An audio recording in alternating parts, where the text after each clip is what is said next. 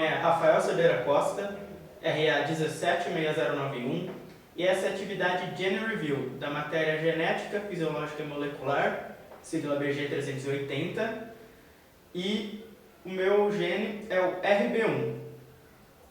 O RB1 é um nome comum utilizado para esse gene, mas ele não é o nome oficial.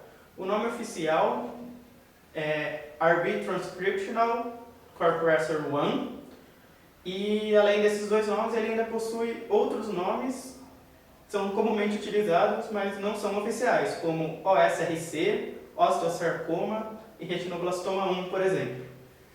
Assim como todo gene, o RB1 também possui um código de identificação, que é dado pela HGNC, que é um comitê de nomenclatura de gene, e esse ID do RB1 é 9884. O retinoblastoma 1 é um gene supressor de tumor. Na verdade, ele foi o primeiro gene supressor de tumor a ser identificado, no ano de 1985, por Raymond White e Webster Kevane. E como o próprio nome já diz, um gene supressor de tumor, ele é um gene que inibe a ação do câncer. E para um câncer se desenvolver a partir de um gene supressor de tumor, é necessário que os dois alelos em uma célula desse gene sofram uma mutação. Bom, aqui a gente vai apresentar a entrada do RB1 no INSEM, como vocês podem ver. Aqui na parte superior da tela tem o nome do gene, RB1, a descrição, retinoblastoma 1, em sinônimos, como vocês podem ver, tem os outros nomes que são usualmente utilizados, como OSRC, como PP1R130, RB. Temos a localização do gene, no caso do nosso, é o cromossomo 13. E temos também algumas descrições sobre ele. Por exemplo, o retinoblastoma 1 é um gene que possui 6 transcriptos diferentes, 6 splices diferentes e está associado com 82 fenótipos, por exemplo. Agora, nessa outra tela, é a apresentação de entrada do RB1 no GenBank. Como vocês podem ver, na parte superior da tela está selecionada a opção gene e ao lado eu utilizei a simbologia, o RB1. Foram achados 187 resultados falando sobre ele. Aqui na parte de baixo você consegue ver 5 desses resultados. Agora, uma coisa interessante que eu coloquei nessa outra tela aqui, no próprio GenBank, eu continuei pesquisando por gene, só que ao invés de eu utilizar a simbologia, eu utilizei o nome oficial do gene, RB Transcriptional Corpressor 1. Utilizando o nome oficial, vocês podem ver que houve muito menos resultados obtidos, 67 contra 187 da simbologia. E aqui na parte de baixo vocês conseguem ver 6 desses resultados obtidos. Bom, agora nós vamos falar sobre a estrutura do gene. O RB1 está localizado no cromossomo 13 e ele possui um tamanho relativamente pequeno em comparação com os outros genes, como vocês podem ver na imagem de baixo. Ele possui 178.239 pares de base, indo do par de base 48.303.747 até o par de base 48.481.986. E ele está localizado na fita mais do cromossomo 13. O RB1 é composto por 27 exons e 26 introns, sendo que o menor exon possui 31 pares de base e o maior 1889, e o menor intron possui 80 pares de base, enquanto que o maior deles possui 60.000 pares de base. Quanto aos fatores de transcrição, são 83 no total, sendo 10 os principais, como vocês podem ver aqui. Temos o E2F, E2F1, MYOD, E2F4, P53, YY1, Delta CREB, CREB, ATF2, CREB-P1. E como vocês podem ver aqui nessa imagem, nós temos os 10 principais fatores de transcrição e a região em que cada um deles está inserido no gene, bem como a região regulatória deles. Aqui nessa segunda imagem nós temos os 10 principais fatores de transcrição em azul e alguns dos outros em preto. Mudando de imagem, nós temos também todos os outros fatores de transcrição em preto. Temos aqui suas regiões, onde eles estão inseridos. E nessa última, o restante deles, terminando no P53. Com relação ao splicing alternativo, para falar dele, primeiro vamos falar o que é o splicing. O splicing nada mais é do que a retirada dos introns do DNA, deixando apenas os exons, para formar um RNA.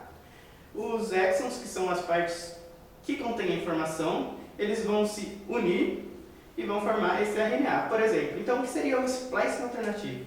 O splicing alternativo é um mecanismo muito interessante do DNA que faz com que com uma mesma sequência de DNA você consiga dar origem a vários tipos de RNA que por sua vez poderão dar origem a vários tipos de proteínas diferentes ou não. Como por exemplo, no caso do nosso gene, o retinoblastoma 1, são 6 tipos de splicing alternativos que ele pode fazer. E desses 6 tipos, apenas 2 conseguirão dar origem a proteínas. Por exemplo, uma das proteínas que ele forma, que é a RB1002, ela é composta por 928 aminoácidos. Então, ela tem 27 exons. Ele pega um exon 1, 2, 3 até o 27 e forma um mRNA. E esse mRNA vai ser transcrito depois e vai dar origem a uma proteína, a RB1002. No caso da RB1003, que é outra forma de splicing alternativo que resultará em uma proteína, ele é composto apenas por 3 exons, ou seja, ele pega desses 27, apenas 3 são pegos e serão transformados em um mRNA, e dali resultarão na RB1003. E, além disso, nós temos outros 4 casos de splicing alternativo no RB1 que não resultarão em proteínas, porque a junção dos exons não serão codificados. Então, aqui nessa imagem, está sendo representado em azul 6 tipos de splicing alternativo. Em azul está sendo representado as formas de splicing que não resultarão em proteína, e em bege as formas de splicing que resultarão em proteína. Então aqui, como a gente pode ver, na parte de cima, nós temos o RB1001, que é formado por 3 exons, que são esses quadradinhos, e 2 introns, que são as regiões entre esses quadradinhos.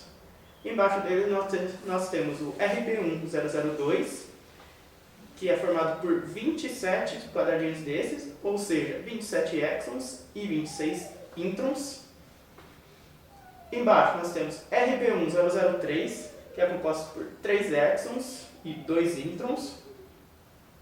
E mais embaixo nós temos os outros 3 formas de splicing alternativos que não resultarão em proteína, que é o RB1004, RB1005 e RB1006. Aqui nesse outro slide nós temos as estruturas das 2 proteínas que serão codificadas. Aqui em cima a RB1002 e aqui embaixo a RB1003. Então aqui a gente pode ver na imagem, cada um desses retângulozinhos representa um exon. E cada uma dessas linhas que juntam esses retângulozinhos são os seus introns. Então aqui no caso do RB1002, vocês podem contar, são 27 exons e 26 introns, e num total de 4.840 pares de base. E aqui embaixo, no RB1003, vocês podem ver que são 3 retângulozinhos apenas, e apenas 2 linhas juntando esses 3 retângulozinhos, ou seja, são 3 exons para 2 introns. E, como está mostrado aqui, ele forma um RNA de 480 pares de base. Então aqui a gente tem a representação da proteína RB1002 e os 4 domínios que compõem ela. Então, como podem ver aqui, são domínio 1 é o Duff 3452, domínio 2 é o RBA, domínio 3 ciclina e o domínio 4 RBC. Então, qual é a função de cada um deles? O primeiro domínio, o Duff 3452, ele é um domínio que possui uma função ainda desconhecida. O RBA, ele é um retinoblastoma associado à proteína A, e ele contém uma dobra de ciclina. Já que o terceiro, a ciclina, ela faz o reconhecimento de proteínas em ciclo celular e controle da transcrição. E aqui, o último, o RBC, ele atua como um supressor de crescimento através do bloqueio da transmissão das fases G1 para a fase S no ciclo celular. Então aqui eu trouxe a conformação espacial de alguns desses domínios. Então aqui no canto esquerdo nós temos a representação espacial do domínio Duff 3452, no centro o do RBA e no canto direito da ciclina. E nessa outra imagem nós temos a conformação espacial da RBC. E nessa imagem aqui nós temos a representação da proteína RB1003. São duas conformações que eu trouxe diferentes, essa e aquela. E aqui embaixo você pode ver que é uma proteína formada por 53 aminoácidos. E aqui tem cada um desses aminoácidos. E no total vai formar uma proteína, a RB1003, que possui uma função ainda desconhecida. Bom, e aqui é só uma imagem que eu trouxe representando as outras 4 formas de splicing alternativos que não serão transcritos, que não darão origem a nenhuma proteína. Então aqui em cima o RB1001, como vocês podem ver nessa imagem mais ampliada, nós temos os retângulos, que são os exons, e as junções são os introns. Ele é formado por 3 exons e 2 introns. No RB1004 você pode ver que são também 3 exons e 2 introns. No RB1005, 4 exons e 3 introns. E no RB1006, 7 exons e 6 introns. E aqui eu trouxe essa imagem apenas para mostrar como a RB1002 é uma proteína muito importante. Porque, como vocês podem ver, ela está associada a uma infinidade de outras proteínas. O gene RB1 é de fundamental importância para a vida e ele desempenha vários papéis importantes na célula, como, por exemplo, a regulação negativa do ciclo celular.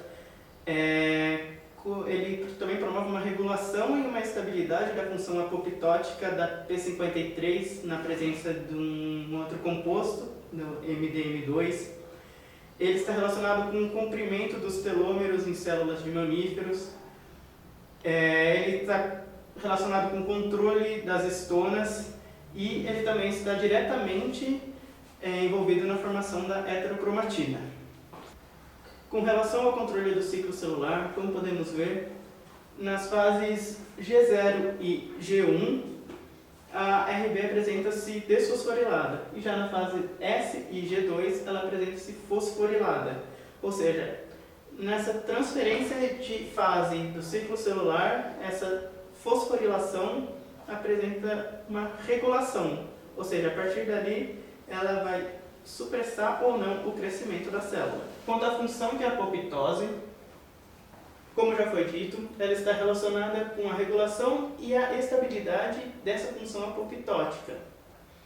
Ou seja, nós temos a P53, que é uma molécula que irá promover a apoptose nas células. Quando uma célula precisa morrer, a P53 age e faz com que ela entre em apoptose. Esse composto MDM2, ele apresenta uma função anti-apoptose, ou seja, como vocês podem ver aqui no gráfico, nós temos o primeiro quadradinho em vermelho. Nós temos um gráfico, então, aqui no eixo Y está a porcentagem de células que sofrem apoptose e no eixo X os compostos que estão atuando. Então, no primeiro quadradinho em vermelho, nós temos a ação da P53 e, como vocês podem ver, muitas células sofrem apoptose, mais cerca de 35%.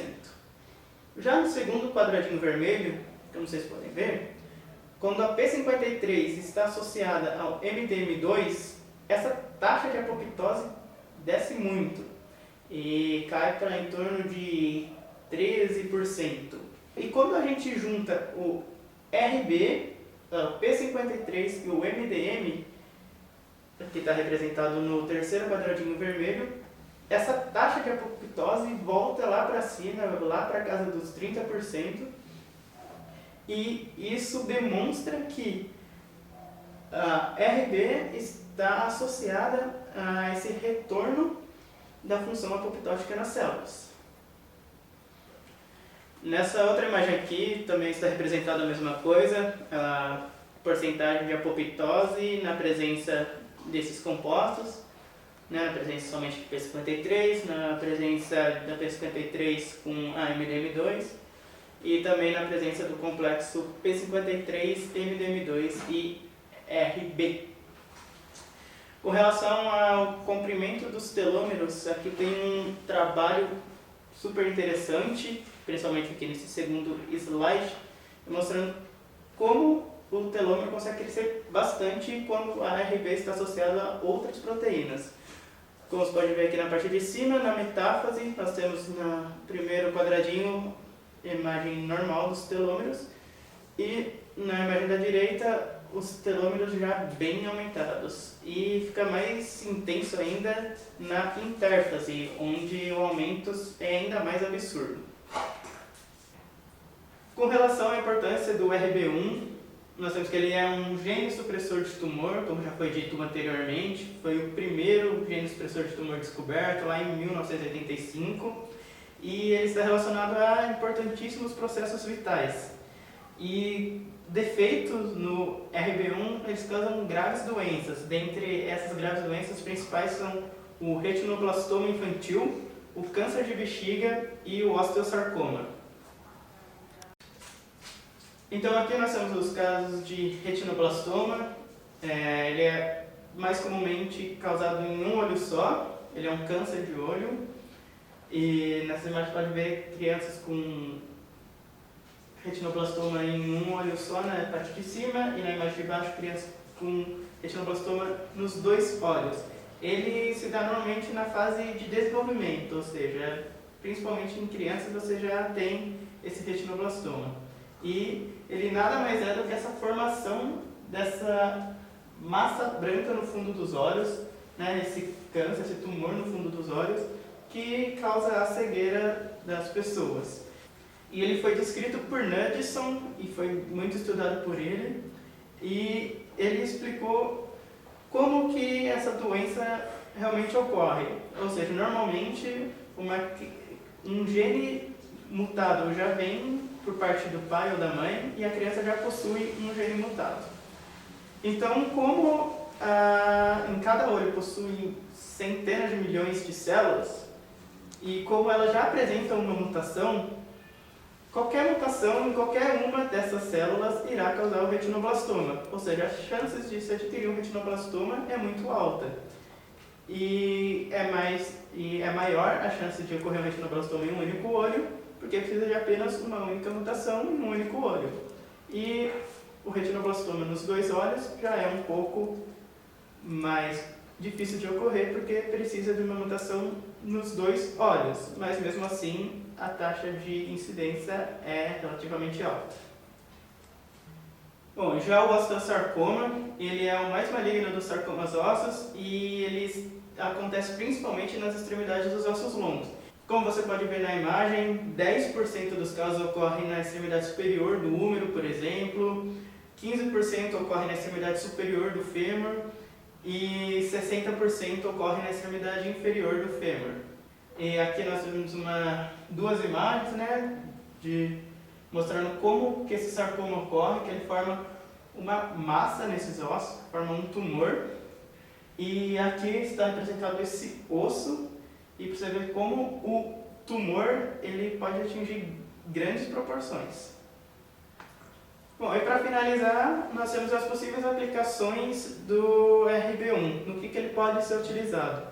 Então, ele pode ser utilizado principalmente no que se refere à área da saúde, principalmente no desenvolvimento de drogas para combater esse retinoblastoma, o câncer de bexiga, o osteosarcoma, assim como o desenvolvimento de kits, por exemplo, para identificação dessas doenças, para poder identificar o quanto antes, para possibilitar um melhor tratamento, uma melhor sobrevida ou até uma eventual cura.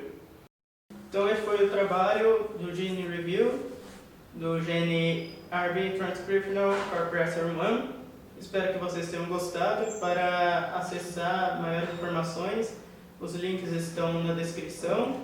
E vocês também podem procurar no livro do Pearce, Genética, Enfoque Conceitual, que traz algumas coisas relacionadas a esse gene, principalmente a doença, o retinoblastoma infantil.